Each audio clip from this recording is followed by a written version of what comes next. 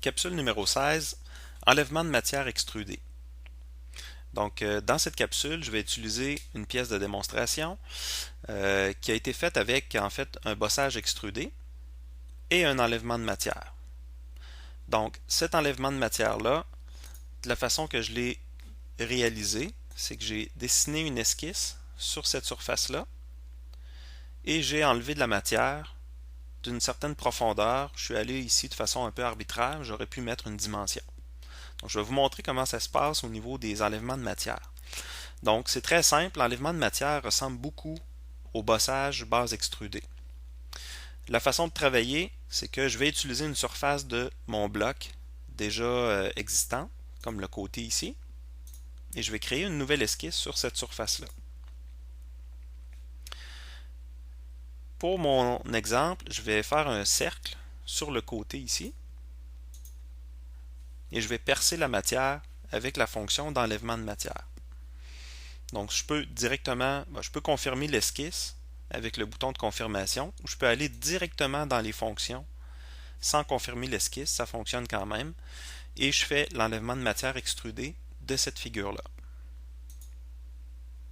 Donc, par défaut, j'ai un mode borgne, donc il va choisir une profondeur de 10 mm ici. Je pourrais changer, supposons, jusqu'à 20, etc. Ce que je veux vous montrer ici, c'est d'autres options aussi qui sont possibles d'utiliser. Comme par exemple, je pourrais y aller jusqu'à la prochaine surface. Et là, il choisirait de se rendre jusqu'à la prochaine surface qu'il rencontre. Donc, si mon esquisse est sur la surface extérieure, il va avancer dans la matière jusqu'à ce qu'il rencontre une surface. Je pourrais aussi faire à travers tout.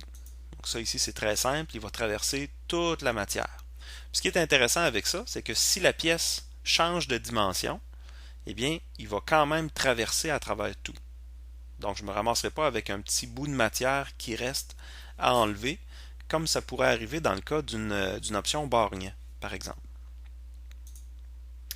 Aussi, je peux utiliser jusqu'à un sommet, même principe que j'avais dans les extrusions ordinaires. Je peux aussi choisir jusqu'à la surface, donc ici je pourrais choisir une surface comme ça. Je pourrais aussi choisir des options translatées par rapport à la surface, etc. Donc les mêmes options qu'on a vues la dernière fois. Plan milieu pourrait aussi être utilisé ici, mais ce serait un peu moins intéressant. Lorsque je fais des extrusions, des enlèvements de matière par extrusion, je peux aussi faire un angle de démoulage, ce qu'on appelle un angle de dépouille. Ici, donc le résultat donnerait un trou conique. Donc ça pourrait être utile dans certaines constructions, certaines pièces mécaniques là, où on voit des trous coniques, comme par exemple pour mettre des goupilles coniques. Donc ici, je vais utiliser jusqu'à la prochaine surface, je vais enlever l'angle de dépouille, et puis je vais choisir cette surface-là. Donc on voit ici que le logiciel a percé un trou à travers la surface ou la matière jusqu'à la surface que j'ai sélectionnée.